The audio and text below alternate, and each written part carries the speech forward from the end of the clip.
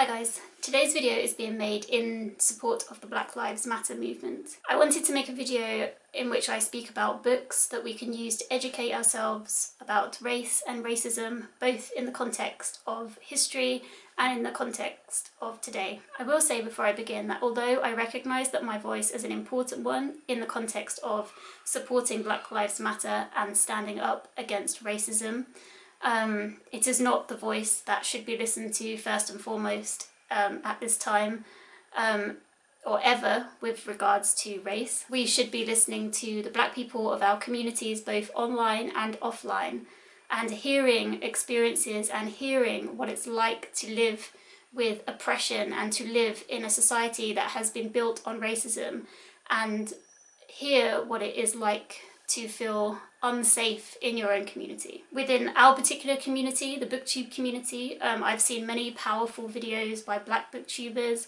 that I will link down below, and I urge you to not only seek out those videos but also seek out other black booktubers in our community and support them and listen to them and hear what they're saying and how they feel, how they have been affected and how they continue to be affected, and what we must do as a nation, as multi-nations, to change. I urge you not only to listen to members of the black community of booktube, but also in your own life, in your own town, friends and family. It is long overdue that we speak openly about race and racism with those who are affected by it in society, and it is long overdue that we more actively push for things to change. This is a time for us to listen. So for the rest of the video, the books that I'm going to be talking about are non-fiction books, and they're books about race and racism in society, like I said, both throughout history and how we got to this stage, and also about contemporary racism and how society has been built on racist structures, and how that basically means that we passively contribute to racism around us, even if we ourselves do not believe ourselves to be racist. I will not be talking about fiction today in today's video, but in the future I do want to make a video celebrating black authors and black representation in the literary world. Something that I'm learning from my Reading Around the World challenge is that it doesn't take long, even if I feel so disconnected from a country. I've only done this with 3 countries so far, but even when I feel completely disconnected from a country, after reading just 1 or 2 books from the perspective of someone from that country or about events from that country, you know, you feel so connected to them in a way that you would never have done before. And that's because we're all humans, and it's because when you see things from other people's perspectives, when you learn about other people's stories and what they've gone through in their life and how they feel, you really can empathise, and you can really try to start seeing things from other people's perspectives and connect to someone in a way that you haven't before. This is why I read. I read to learn, I read to know about other people's lives. I want to learn more about the history of the world, and I want to know all the horrible, gritty subjects, because if you stay oblivious to those kinds of things, then what is going to change? You know, we're not going to learn from history if we hide away from our own history. The UK, when it comes to racism, is no better than the US. I've seen a few people talking about the fact that it could just be that that in the US it's spoken of more frequently than it is here in the UK. And I think that's probably true, because even though I am from London, of all places, I am from a very multicultural city, I still don't really know anything about Britain and about the British Empire, to be honest.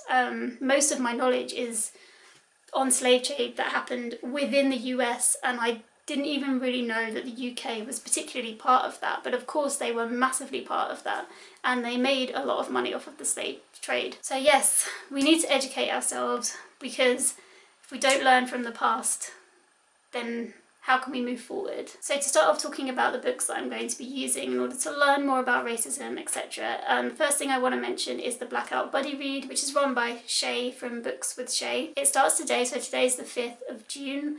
This video might go up tomorrow, but today's the 5th of June. I'll link her announcement video down below where she discusses the reasons why she chose the 2 buddy reads that she did. So one of the books that's being read for the Blackout Buddy Read is White Fragility by Robin DiAngelo. So this is a book that discusses the counterproductive destructive kind of reactions that white people have when they are challenged about race and racism, and the assumptions that they have made about race and racism. And the second one is White Rage by Carol Anderson, Dr. Carol Anderson, and this book discusses race within America. Like I said, do go and check out Shay's announcement video. Another book that I had on my shelves and had not picked up yet, shamefully, was Why I'm No Longer Talking to White People About Race by Rennie Edo-Lodge. And this is actually about racism within the UK. So within this book, she discusses kind of the history of racism in the UK, and about white privilege, and basically about racism within Britain today. And as someone from the UK, I really feel that this book is going to be something extremely important and eye-opening for me to read. I have started it, and already I'm learning a lot from it that I didn't know before. I also had somebody on my Facebook mention to me that Rennie has a podcast that she made through the BBC, so I will link that podcast down below if anybody wanted to check that out. So now the rest of these are books and podcasts and things that have been recommended to me through my Facebook page, so from my personal, in real life, I guess, friends and family. And the first one is Natives, Race and Class in the Ruins of the British Empire by Akala, and this book discusses the history of the British Empire. I find it really difficult to say that, sorry. British Empire and racism, and along with the author's kind of experiences he has had personally in Britain growing up. The second book is The Good Immigrant, which is a collection of 21 different stories from immigrants within the UK, from Black, Asian and other minority voices, and this has been edited by Nikesh Shukla. And so these voices, like I said, were all experiences that these people have had within Britain. I watched a kind of discussion. It wasn't like a TED talk as in Nikesh was standing up and talking, but he was having a discussion with a host at a TEDx conference. So I'm going to link that video as well if you wanted to check it out. And there he discusses why hearing diverse stories matters. I did notice as well when I was looking up The Good Immigrant that there is also The Good Immigrant USA, which is from the point of view of people in America, and I believe there are 26 different authors from different ethnicities who have written and contributed to that collection. Then the next book is Me and White Supremacy, which is by Layla F. Saad. This has the tagline, How to Recognize Your Privilege, Combat Racism and Change the World. So I believe she kind of shares stories and puts them in a more kind of historical and cultural context. And then the last book that I'm going to quickly mention is Superior, which is The Return of Race Science by Angela Saini. So this book kind of discusses scientific racism, and she talks about race science through the ages and why it's kind of making a comeback more today, even though it's a completely unfounded thing. And this book is actually free at the moment, I believe, on ebook, so Kindle. It's definitely free on Amazon on Kindle at the moment. It was only for a week, so I'm not sure quite when it started, but you can get that one for free right now. I just want to mention a couple of podcasts. I have not listened to the first one I'm going to mention, but someone again on my Facebook recommended it, and that is NPR's Code Switch podcast. And I believe this is where a group of multicultural people talk about race, and they discuss how racism impacts society today. So I haven't listened to that one yet, but I do definitely want to check it out.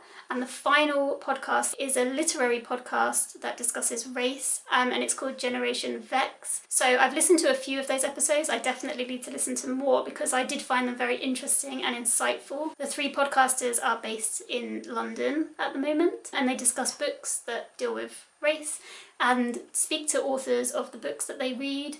And then they also have separate podcasts that go along with those books where they talk about their own personal experiences that link in with the themes of the books that they've read. It's a very interesting podcast. I think they've got 8 episodes out at the moment, but that's just season 1, so hopefully it will come back again. So I will link that down below as well. So those are the books that I just kind of want to start with, and I really, really want to make myself accountable to continually thinking about this as a subject. And that means for me to constantly have a book that deals with this kind of topic on the go, because it's such an important important issue in our society that we really, really need to overcome desperately. So this doesn't have an end. Like, this is an ongoing progress. I want to keep learning. I want to, and aside from booktube and kind of reading, etc., I also am going to strive to have more conversations with my friends and family about this.